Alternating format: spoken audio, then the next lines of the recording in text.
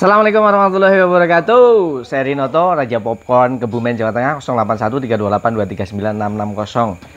Malam hari ini kita seperti biasa kegiatan rutin testing mesin popcorn. Tahukah Anda mengapa jualan popcorn Anda tidak laku, tidak laris? Oke, kita akan bahas setelah kita nyalakan mesinnya. Ada beberapa penyebab. Mungkin pertama jualan laris, terus lama-lama menurun gitu ya. Jadi pada umumnya mengapa dagangan kita kemudian tidak laris, menjadi sepi? Karena kita jualan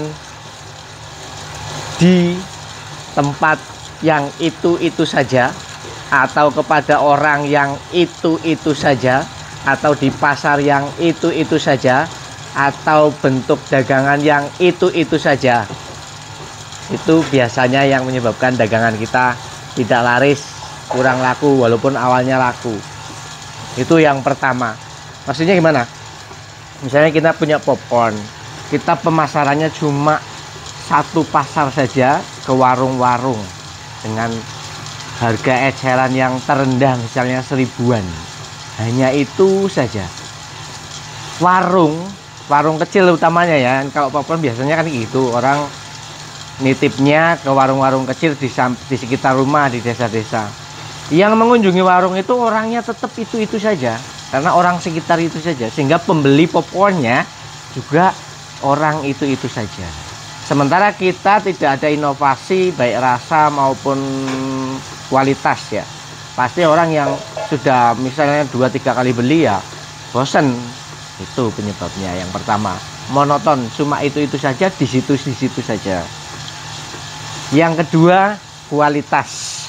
Kadang orang jualan makanan di awal dibikin seenak mungkin dengan resep yang sudah diajarkan mungkin, atau resep penemuan sendiri yang istimewa. Tapi setelah lama kelamaan karena merasa laris dan lain-lain, melalaikan atau melupakan secara tidak sengaja resepnya itu berubah, sehingga lidah orang nggak bisa dibohongi.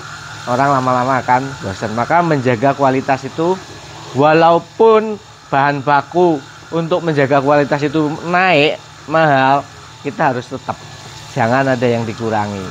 Karena rasa itu nomor satu, rasa itu rajanya, orang akan datang dan membeli lagi. Itu yang kedua. Yang ketiga, kita tidak mengikuti perkembangan zaman. Misalnya zaman dulu popcorn itu cuma dibungkus plastik saja ya, cuma plastik saja, tidak ada cupnya, tidak ada kertasnya, tidak ada plastik pun plastik polos seperti biasa. Kalau kita tidak mengikuti perkembangan zaman sekarang, misalnya dengan seperti ini misalnya, kalau dulu kan plastik saja kayak gini misalnya ya, cuma mungkin dikasih tulisan ya, fotokopian gitu ya. Kalau kita tidak mengikuti perkembangan zaman, misalnya diganti dengan plastik standing pouch ini yang bisa berdiri ya, ini kan lebih menarik ya, plastiknya nanti bisa berdiri. Atau yang lebih bagus lagi kayak gini misalnya,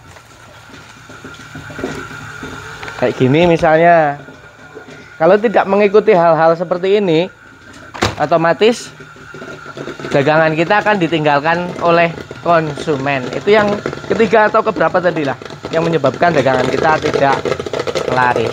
Kita tunggu setelah yang berikut ini.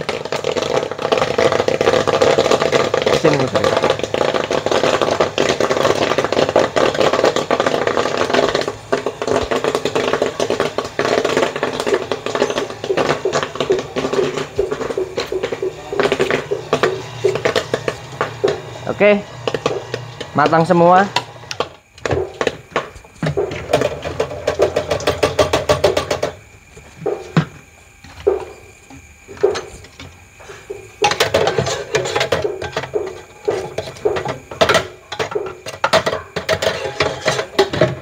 Oke, sip. Mesinnya sudah sip, oke.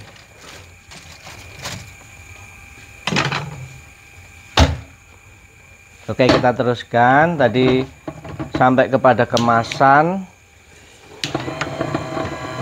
Kalau kita tidak mengikuti perkembangan zaman yang sekarang semuanya serba penampilan ya. Kemasan itu seolah-olah itu penampilan. Kalau penampilan kita jadul saja, ya mungkin ada sesuatu yang jadul itu laris, ada. Tapi pada umumnya kalau kita tidak mengikuti perkembangan zaman ya kita akan tertinggal. Kemudian satu lagi, tidak mau memperlebar pasar, tidak mau mengikuti pasar. Misal kayak sekarang tren baru kan banyak desa atau tempat-tempat yang membuka wisata, objek wisata.